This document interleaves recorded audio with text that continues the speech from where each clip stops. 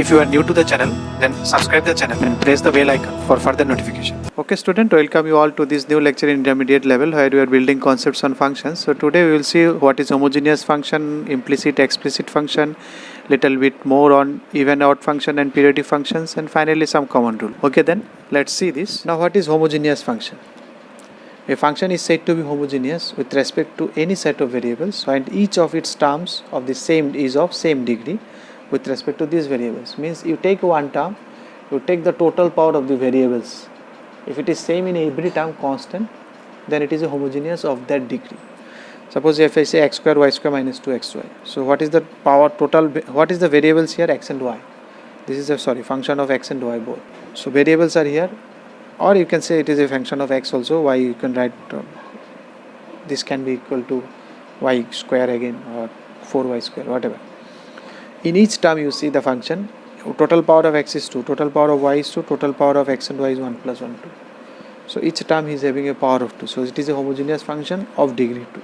Now what is implicit and explicit functions? A function is said to be when it is defined by equation not solved for dependent variable. Now generally we express y equal to something, that is function, but it is not given in that standard format, it is given in this format. Y is not taken out separately. So that's why it is not an explicit function. Explicit function will be this one, y equal to 5x square, something very specifically mentioned, y equal to this. But here mixed x and y, and here it is also mixed. You cannot separate x and y from here. You cannot keep y one side and x on different. If you take sine inverse, then this will be inside this one. Suppose you are thinking of taking sine that side, sine inverse, so y equal to, you will shift that x, but here again y will be inside that side. So you cannot separate out here. Here you can separate out, but that will give rise to two explicit functions. Okay, so the idea is if it is a mix between x and y is not separately mentioned, then it is implicit. If y is separately mentioned or separately mentioned also, someone can bring it 5 plus y plus 5x square equal to 2. So this is also explicit because y you can write it explicitly 2 minus 5x square. But this is not possible to write. You may think, sir, I will write it y equal to under root 1 minus x square. But here you can think, here y can take both positive and negative. But here generally root means you will take only positive. Because root function, we told you, if I take positive negative both, then it will not be a function. Because from single x you are going to 2y. So it will not be a function. So that's why you cannot put plus minus here. So it is actually combination of, if you want to write it in explicit form, it is the combination of two explicit functions, this and this. If you mix these two, not add, if you mix these two, then you will get it. What is x square plus y square equal to 1? It is a circle.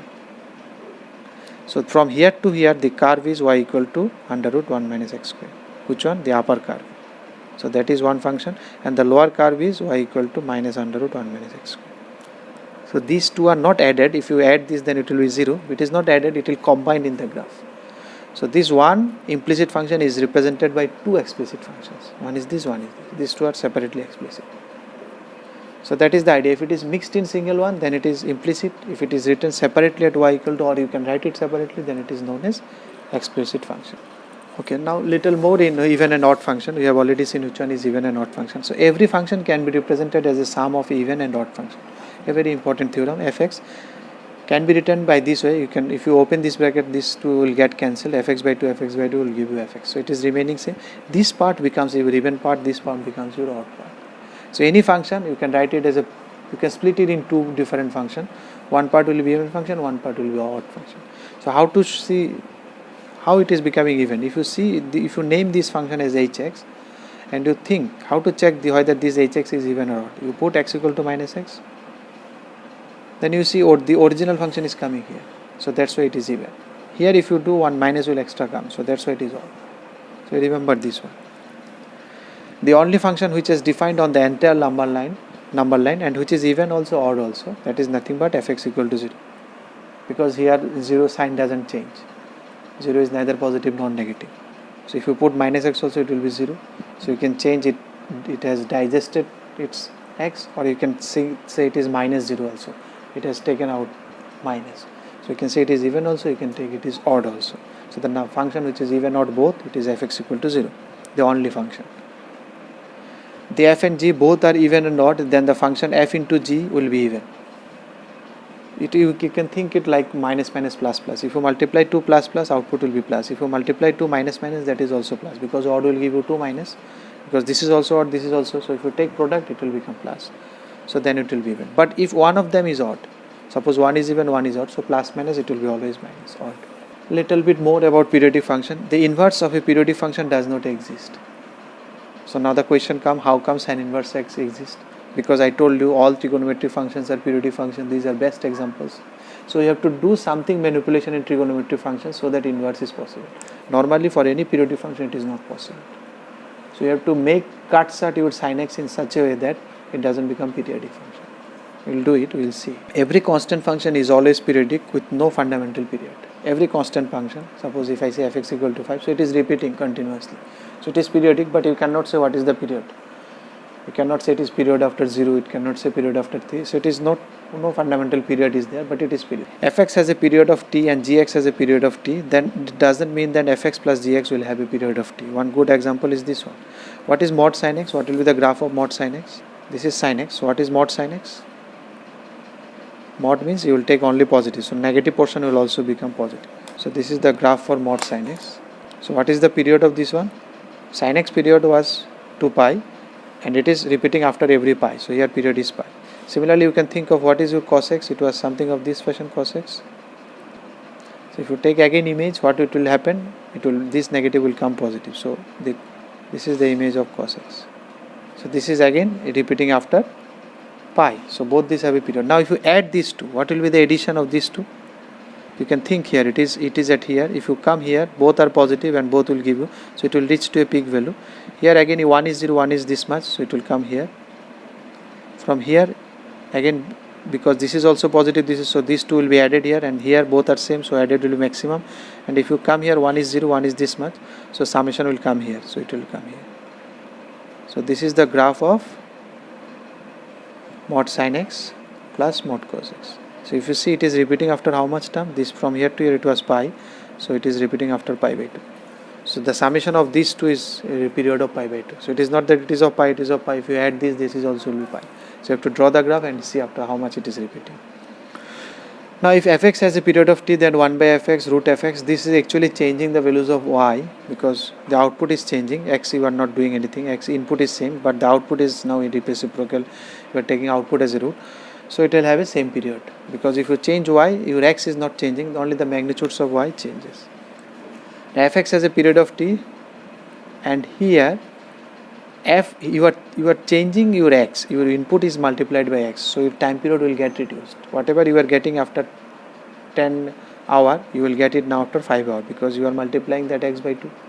So it will be repeating very early, so it is t by a. You will see this graph, how it graph sinks, how graph this opens in application of derivatives. Now some common rules. Suppose some questions it will be given fxy is equal to fx plus fy. So you have to predict what will be the nature of the function. So obviously the nature of the function of will be log x, because log xy is equal to log x plus log y. I have shown you. So it will be, don't be very specific about log x. You give some k also. From there will be other conditions in the question from where you can find this k. Or fx equal to 0 also. That 0 also will give you, because ultimately if you add it will be 0. So both these are options, and I will go for log x, k log xy.